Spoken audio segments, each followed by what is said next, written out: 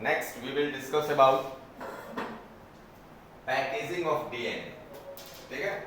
अच्छा, packaging of DNA से पहले I want to say one thing that कि पैकेजिंग ऑफ डीएनए अगर नहीं समझेंगे तो we can't understand how 2.2 metre DNA packed in small microscopic cell which we can't see with naked eye. हाँ sir. Total DNA इतना होता है कि हनुमान जी ने कहा था युग सहस्त्र योजन पर भानु. मनुष्य के अंदर इतनी शक्ति है कि कई युगों पे राज कर सकते हैं और कई दूरी, मतलब उसका कहने का ये था कि डीएनए अगर एक्सप्लेनेशन कोई नहीं कर पाया, मैं कर रहा हूँ कि हमारे अंदर डीएनए की इतनी पावर है. जैसे पहले नहीं सुनते तो ऋषि ने श्राप दिए, तो श्राप में क्या होता रहा होगा, ये उन्होंने अपने डीएनए को इतना स्ट्रीमलाइज कर दिया होगा जैसे स्पाइडरमैन. अरे यार 2 मीटर 1 में है, अभी डिस्टेंस निकालोगे तो बहुत लंबा डिस्टेंस आएगा. 2.2 metre. 2.2 metre in one cell 35 to 55 trillion cell है और एक बेस पेयर की बीच की दूरी उतनी है. Base pair 6.3 into 10 to the power 9 base pair है. अब उसमें खाली 3.4 का मल्टीप्लाई करोगे तो कितनी दूरी आएगी कि हम यहाँ से सन कई बार राउंड लगाएंगे. ठीक है. Yes. तो इसीलिए packaging of DNA most important. Packaging of DNA में सबसे मेन रोल जो होता है दैट इज हिस्टोन प्रोटीन. देखो, हिस्टोन शॉर्ट में जान लो प्लस डीएनए अलाइन हो गया, हिस्टोन के साथ डीएनए पैक हो गया, तो इसी को कहते हैं हम क्रोमैटिन. ठीक है. Yes. और क्रोमैटिन कितने टाइप का होता है? Chromatin is 2 type. First is euchromatin, another one is heterochromatin. Euchromatin means loosely packed,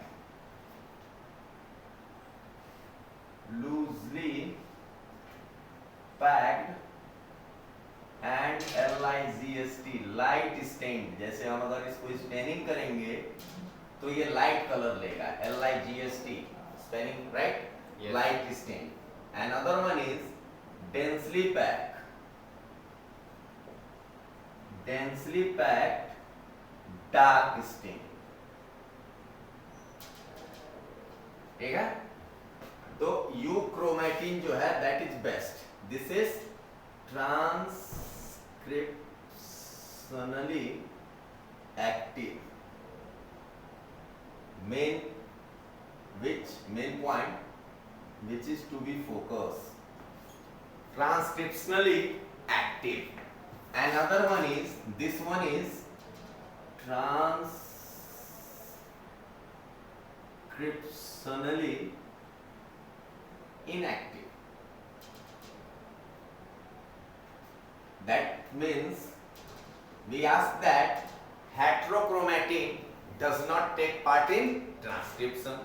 Euchromatin take part in transcription. Packaging of DNA.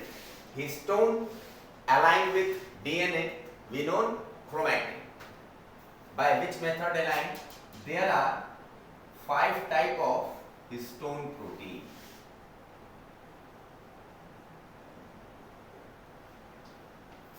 First histone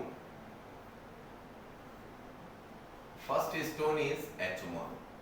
Second histone is H2A. Third histone is H2B. Fourth histone is H3 and fifth histone is H4.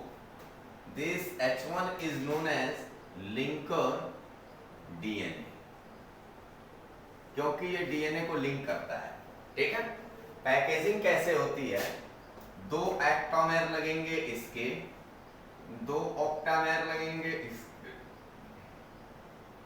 2 ऑक्टामेर लगेंगे इसके और 2 monomer है. ऑक्टामेर में अरे ये आठों मिलेंगे तब हाँ, ना तब ऑक्टामर octamer बनाएंगे। दो इसका लगेगा हिस्टोन, दो इसका हिस्टोन, तीन, दो H3 का और दो H4 का।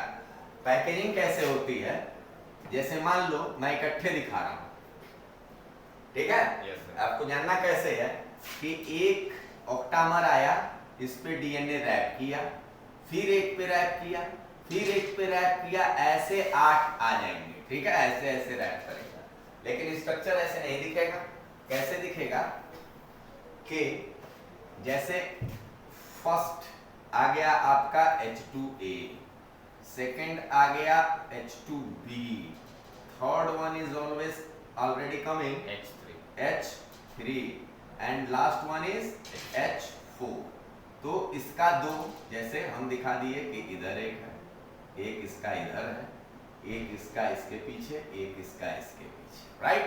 Yes. अब ये हो गया अब this authority is known as Histone octamer. Histone octamer only. अब इस पे अगर डीएनए रैप कर गया,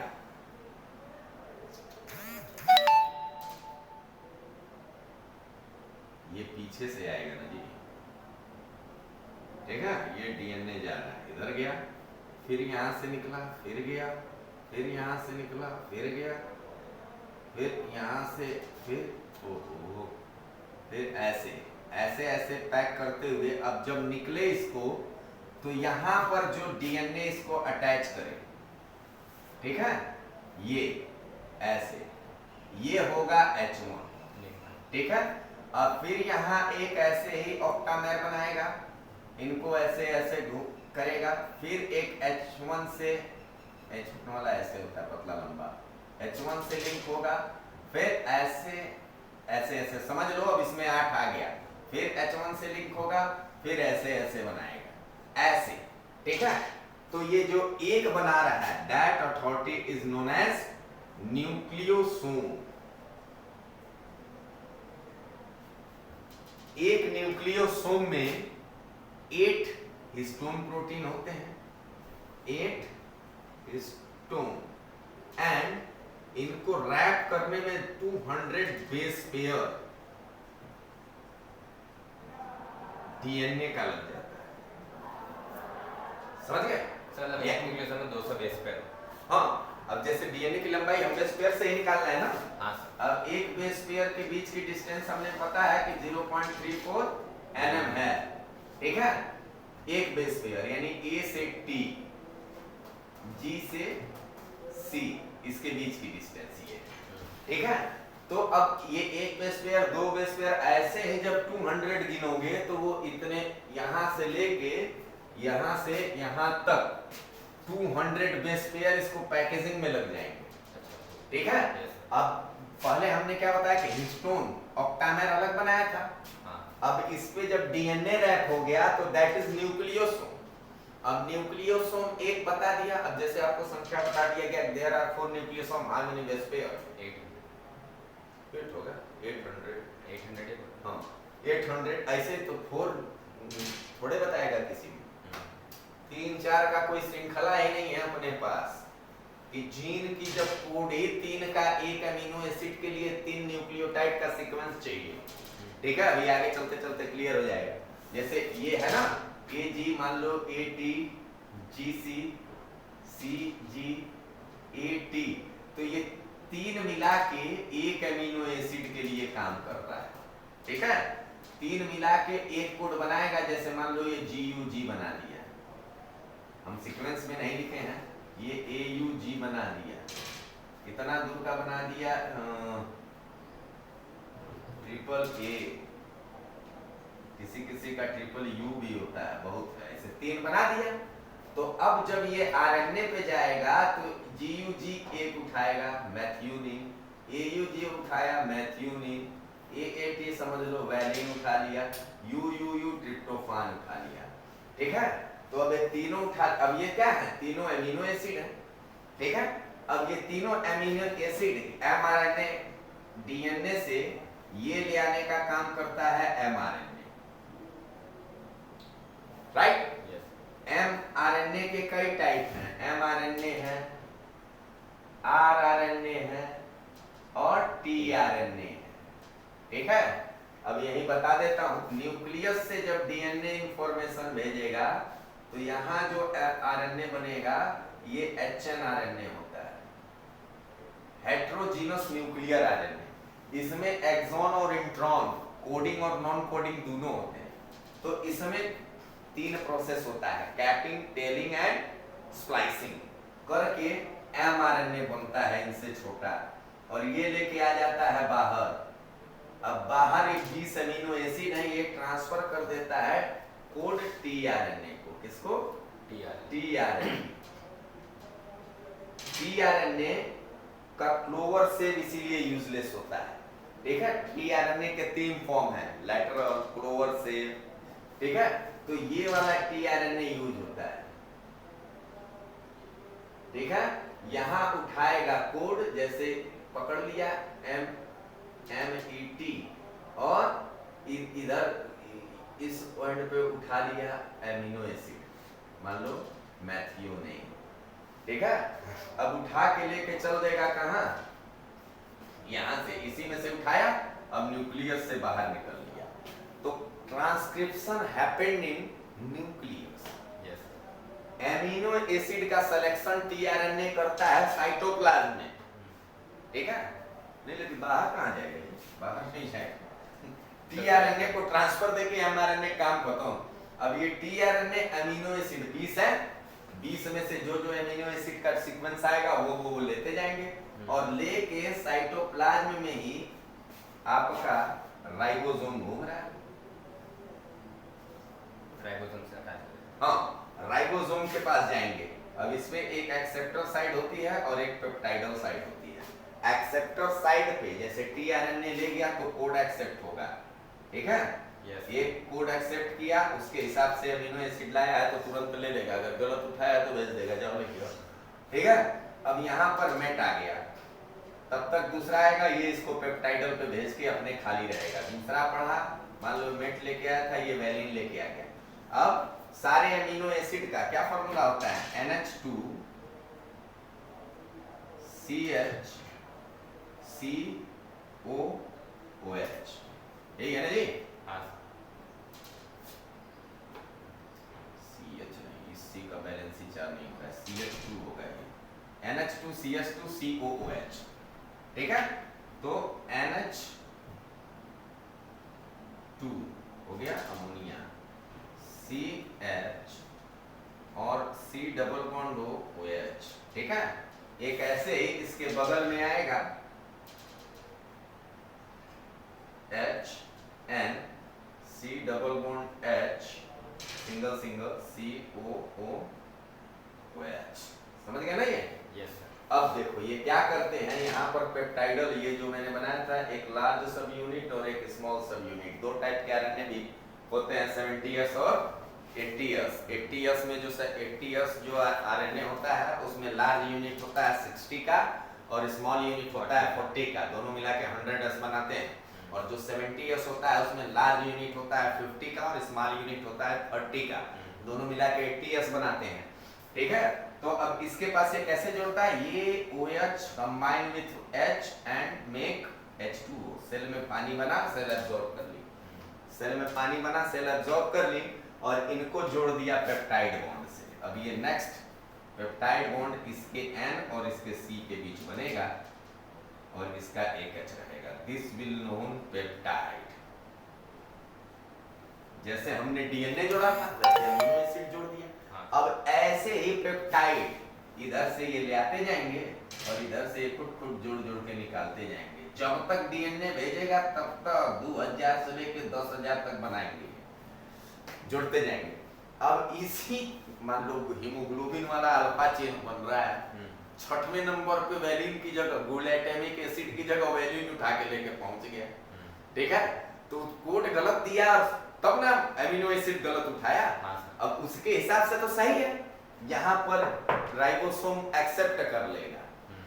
कोड के हिसाब से अगर टीआरएनए गलत उठाया है तब एक्सेप्ट नहीं करेगा, लेकिन कोड है जब ऊपर से ट्रांसलेशन गलत आया है due two point mutation, either deletion और एडिशन और इंसर्शन, 4 टाइप है फ्रेम शिफ्ट का। डिलीशन हो जाए, एडिशन हो जाए, इंसर्शन हो जाए, या बस 3 और एक। सर एडिशन इंसर्शन तो एक ही हुआ। इंसर्शन मतलब एक सिंगल पॉइंट। एडिशन मतलब जैसे कोई और डीएनए पीस आके लग जाए उसमें। अच्छा ठीक। पूरा जैसे फ्रेम हाँ फ्रेम है शिफ्ट कर दे। हाँ। तो एडिशन में क्या है, फ्रेम शिफ्ट हो जाता है, कुछ बदलता नहीं है, ज्यादा एक नया प्रोटीन बनेगा, क्योंकि जो डीएनए का सेगमेंट लाएगा उसमें तो सब रहेंगे ना एक जैसे, कि किसी प्रोटीन का जीन सब रहेगा ना। यस। इंसर्शन और डिलीशन में एक सिंगल न्यूक्लियोटाइड गायब हो जा रहा है, हाँ। तो सारा जेनेटिक कोड डिस्टर्ब कर दे रहा है आगे। दैट्स व्हाई बिकॉज़, ठीक है। तो इस टाइप का ऐसे ही बना के वो निकल जाएंगे। वेर इज जस्ट सर इधर नीचे। नेक्स्ट इज, अब हम इस पे डीएनए के पैकेजिंग को आगे बढ़ाते हैं। ये थोड़ा आपको बता दिए कि कैसे प्रोटीन बन रहा है, आगे आएगा सब, ठीक है। ट्रांसक्रिप्शनली एक्टिव, ये ऐसी जो स्ट्रैंड चल रही थी ना, इसको डार्क लेडी ऑफ डीएनए का नाम बताओ। What is the name of dark lady of DNA? ने एक्सपेरिमेंट कर रहा था जिसे कहते हैं X ray chromatography. What is the name of dark lady of DNA? Franklin, where are you? Sir नहीं दिया सर। अरे सर भी नहीं सकता।